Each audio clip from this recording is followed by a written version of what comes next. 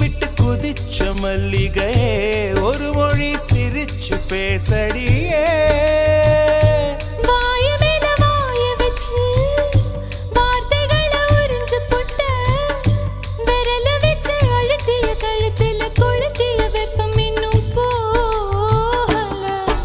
அடியும் போல செவப்பு இல்லை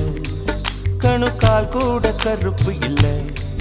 நீ தீண்டும் இடம் தித்திக்குமே இனி பாக்கி உடம்பும் செய்ய வேண்டும் பாக்கியமே குறுக்கு சிரித்தவளே என்ன குங்குமத்தை கரைச்சவளே